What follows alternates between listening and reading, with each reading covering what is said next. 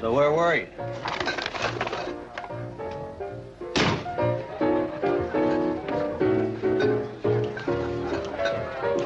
Hey, Marcella, you seen Earl? Huh? Hey, Earl, the stuff's here. Hey, Marcella, where's Rose?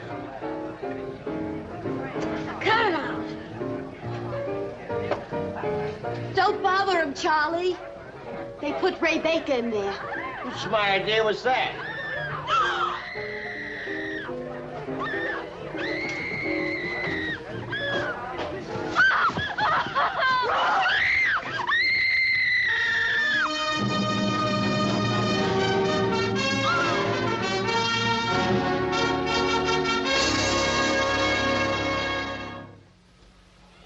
There was never any lack of adjectives in describing the 20s.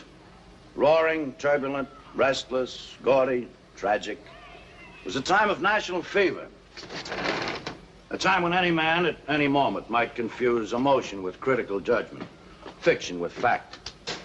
It was an era dominated by the grotesque, the murderer, the bootlegger, the procurer. By men like Chicago Ray Baker, lover of parties, fine food, pretty girls, master of deceit and the sawed-off shotgun. I knew Baker. I hated him for what he was, for what he did, for what he might have done. My name's Barney Raditsky, 20 years, gangster squad, police department, city of New York. That's her. Come on.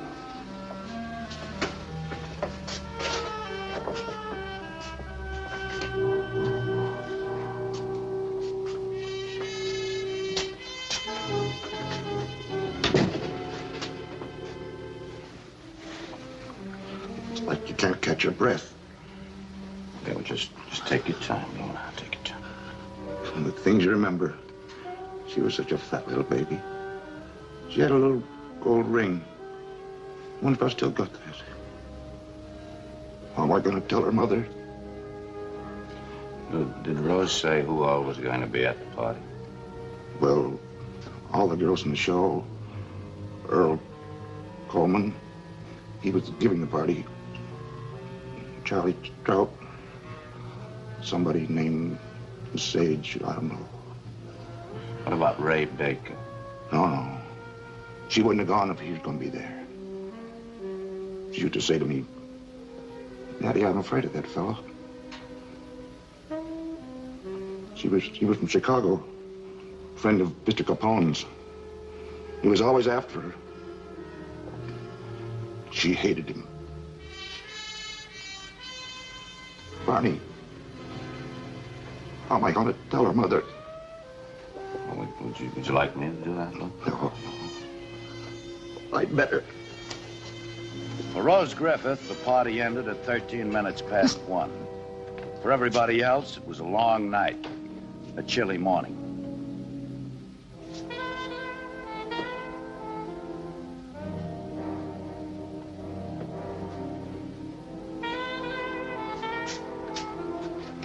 Earl Coleman, the host. 38 years old, bootlegger, one-time trigger man for the Diamond Mob. Currently in the process of organizing a mob of his own. Roman Lesage, Coleman's bodyguard. Charles Jerome Trout, 40. Coleman's lieutenant. There was only one important guest missing. Chicago Ray Baker, Mr. Capone's friend. Detectives feels. Didn't. Well, all I can tell you is to keep looking. Oh, wait a minute.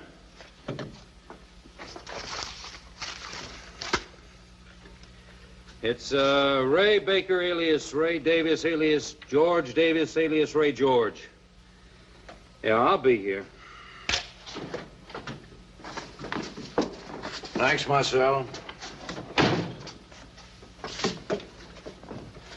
Coleman.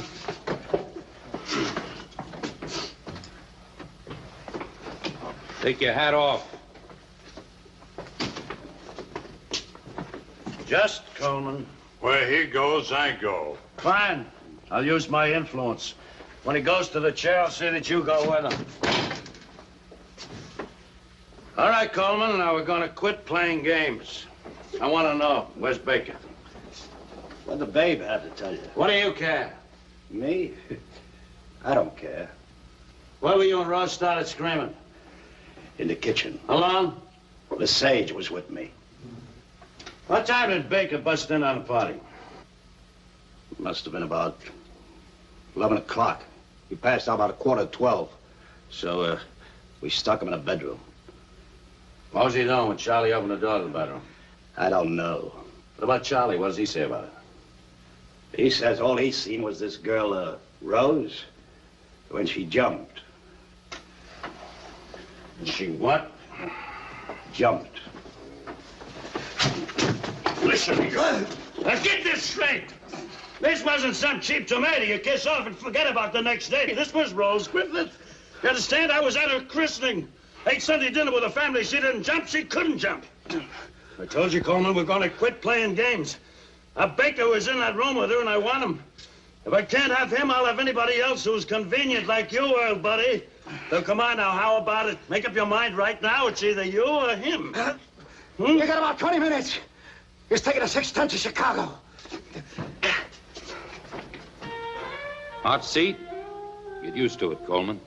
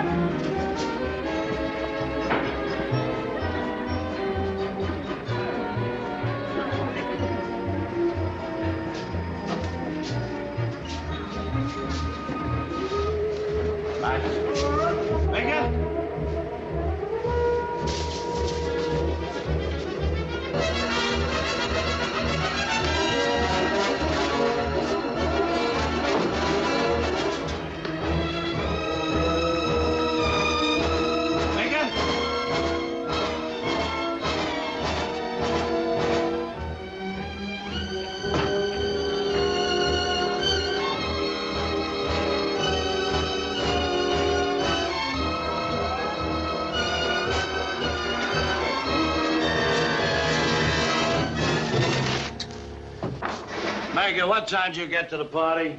I don't know. You're looking for Rose. I'm starving to death. Haven't you got a piece of candy or a stick of gum? What'd you want to see Rose for? I don't remember. You wanted to talk to her, why?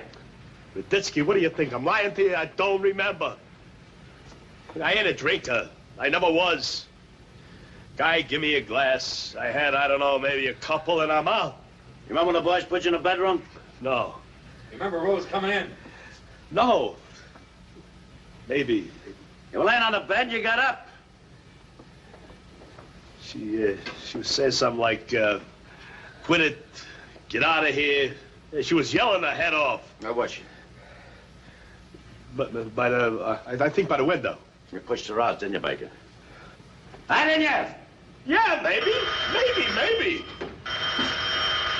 Raditsky, give me a break. Chet, Fields, we need a steno up here right away. You see, I was sick. I mean, it was a crazy day, you know? It was an accident. Raditsky, give me a break.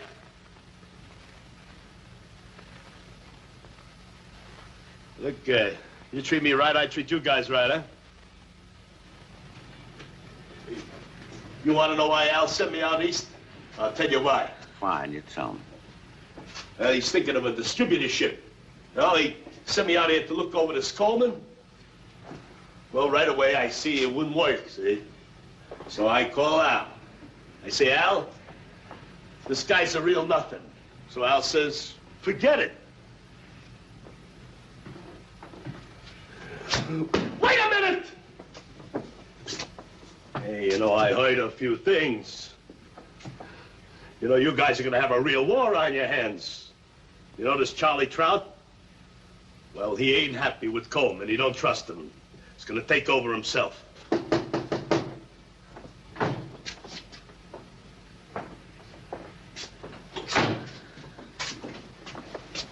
You want to know where Coleman receives the stuff? Montauk Point. There'll be a shipment Wednesday night about 9:30. Let's give me a break, huh? Max, tell the federal boys about the Montauk Point job. I'll handle this. Right. Phil, headed voluntary statement of Raymond Torrance Baker and Ray the murder, Rose Griffith, dated today, present, Raymond Torrance Baker, Detective Minor, Ditsky, and yourself. All right, friend, come on, let's go. Ray Baker confessed on April the 7th, a Monday. On Wednesday, services were conducted for Rose Griffith. Lou, I'm waiting for you in the car. Baker gonna get the chair? I think so. Can I see it? No, you wouldn't want to. Can I see it? No. Come on.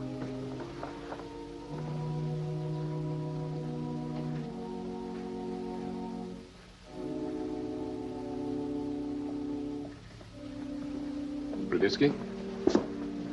I'm too late for the service, huh? Just got in from Chicago. Al sent me. Is that right?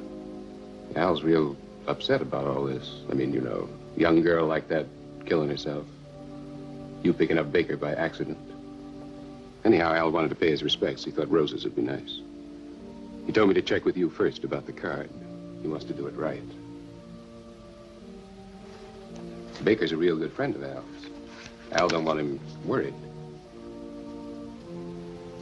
So if you decide you made a mistake, you want to reopen the case, there's 10 grand there. Al says you go to the DA. Tell him you picked up 5. Offer him half. You keep the rest. You get into any trouble, you call Al. Al takes care of you.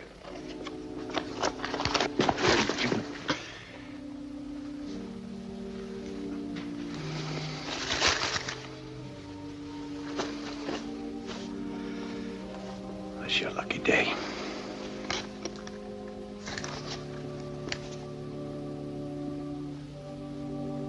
The case against Baker was tied up, He's here. pretty as a bouquet of roses, until... One of the federal boys on the Montauk Point job. Oh? Broditsky? Oh, yeah, Paul, how are you? Well, what does he want to talk to me for? Where are you? All right, I'll be there as soon as I can. They missed the boat at Montauk, but they knocked off Coleman's truck at a roadblock on the way in. Charlie Trout was driving. He's in Jamaica Hospital dying. Wants to see me. What for? Huh? Want me to go along? No. You finish up with Buster and...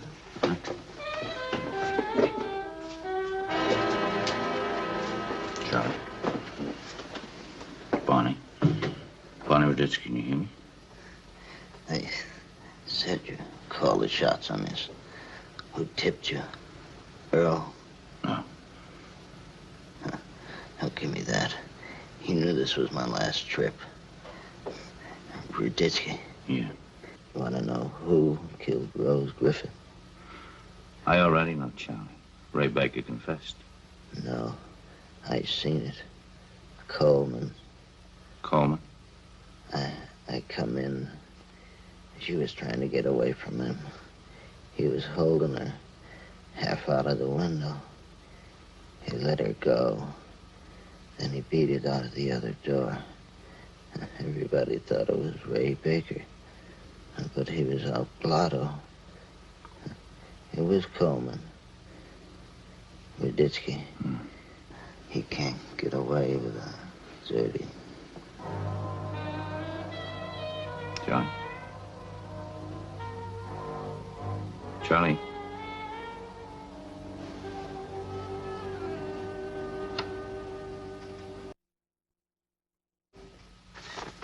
Gotham Gossip. Your reporter hears that Act 2 in the cheesy drama of Ray Baker versus the People took place in the sanctuary of the Rosemead Chapel, when a Chicago hood offered Detective Barney Ruditsky 10,000 clams to gum up the works in the case against Baker. Ruditsky said no in no uncertain terms. We think Ruditsky's answer was worthy of a police medal. Here, you want it? Let's start a scrapbook. Max, did you know that Ray Baker was using the black stuff? Opium? No. Police surgeon report just come through. Oh. So? So if he had a pipe that night and then somebody gave him a drink on the party, well, you know, he really would have gone out. You know, this stuff doesn't mix with alcohol. Why, he wouldn't have had enough strength to push over a feather. Come on, Barney, what are you worrying about? What Charlie told you?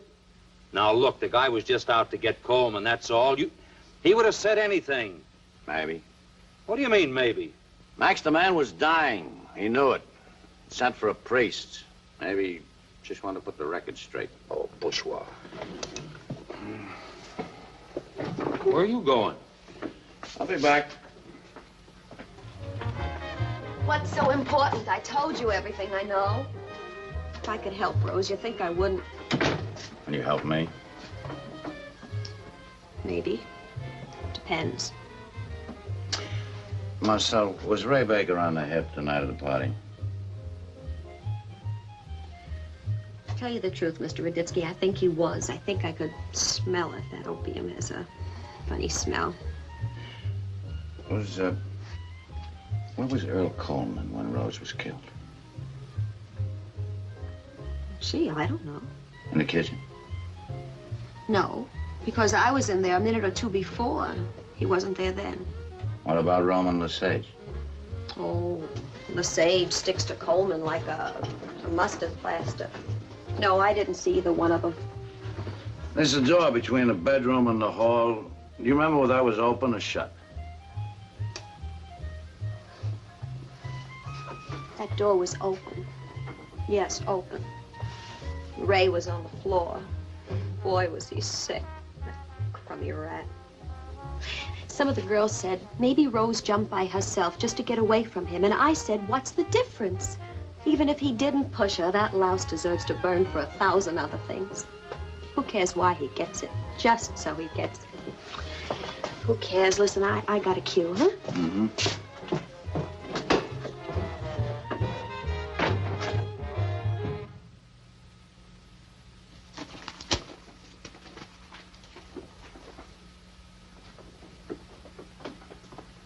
Is this on the level? Well, come on in. You Let me filth! explain. I hope you burn 1,000 years for every bloody dollar you took. Go on. Live with your slimy friends. Protect them. Be a bodyguard. That's all you're good for. Protect your slimy friends.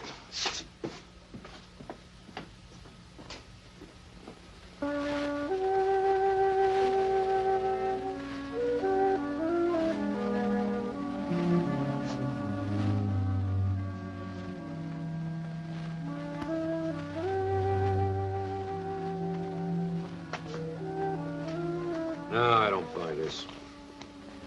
I won't lie to you, Barney. You had me going for a while, but you, they don't bribe. Thanks, Max.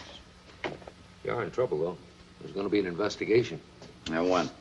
Tomorrow, next day. Well, if that's the way it is, that's the way it is. Coleman's my boy. I'll just have to go out and get him. Oh, your one witness is dead. There were 2 witnesses, Max. Where was Roman Lesage? Well, he was with Coleman. That's right. That's a possibility. Sure, Lesage and Coleman were together that night. Even Coleman admits that. But they weren't together in the kitchen. How do you know? Marcel. She was in the kitchen a couple of minutes before the murder. Lesage and Coleman were nowhere around. Well, they could have gone out of the hotel. Oh, that's right. Somebody said they came back into the bedroom right after Charlie screamed. Look, Max. Here's the bedroom, huh? The hall, the kitchen, and the living room. Now, Charlie Trout was standing here in the doorway blocking it so nobody could see in. Suppose Lesage and Coleman lit out into the hall, went up through the kitchen, come back through the living room. How long you think it'd take them? Oh, you seconds, less than a minute. All right, less than a minute. Okay, so we go pick up Lesage, huh? And we picked him up all right, but not just yet. You haven't got much time, Barney. I think we got enough time to light a little fire under our boy. Lou Griffith gave me an idea when he said I ought to be a bodyguard. What are you talking about? We spread a little rumor around town, you know, that Coleman killed Rose Griffith. Just the way that Charlie described it to me. We also say that Charlie died before he got a chance to talk to anybody.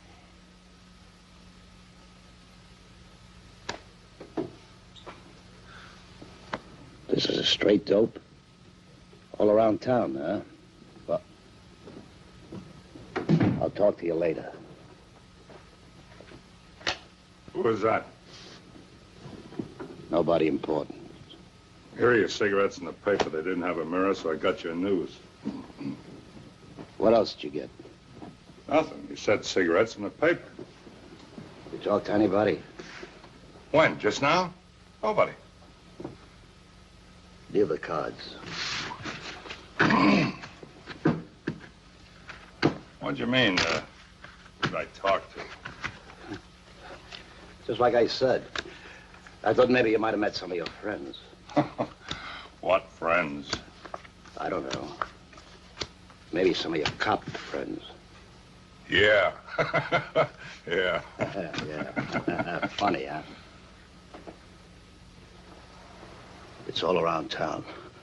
The cops know all about me and Rose. Just like they had an eyewitness report. Yeah, well... You think I told them? Did you, Lesage? Earl, what's the matter with you? What would I go to the cops for? Somebody went. Charlie's dead. It wasn't him. Charlie talked before. Earl, you gotta be kidding. Yeah. I gotta be. Let's play.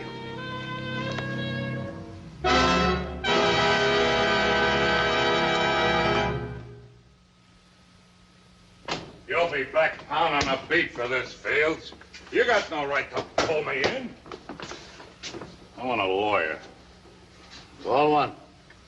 You can't hold me, Ruditsky. That's right. You know, there's a rumor going around town that you and Earl aren't getting along too good these days. The rumor is wrong, Copper. You want a bodyguard? No, I don't want a bodyguard. All I have to do is call down, have somebody with you every minute. But Barney, won't that be a little dangerous? I mean, Roman comes up here like this and talks to us for a little while. If he leaves with the police escort, what's his friend Earl gonna think? Well, he won't think anything more than he's thinking already. Knows only two people saw him kill the girl, Charlie and Roman here. And Charlie's dead, so... Max, I think we ought to get him a bodyguard just on general principles. It won't work, Copper. Earl trusts me. Well, you know him better than we do, pal.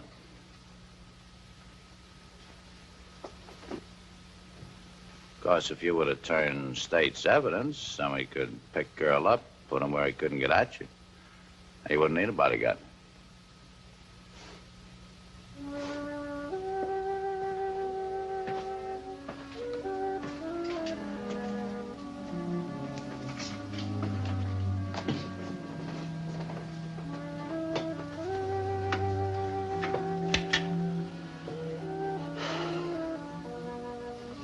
Chet, Barney. Send up a stenographer, will you, please? Thanks. On October 25th, Earl Coleman was executed by the state of New York for the murder of Rose Griffith. 2 months later, on Christmas Day, Raymond Baker died in a Chicago gutter in a gun battle between members of the O'Banion mob and the Capone organization. Roman Lesage was committed to the State Asylum for the Insane in 1930. And died there in 1932. It was a turbulent era, gaudy and violent. It was chaotic and full of inequities. But most of the time, for the man with patience, there was justice, too.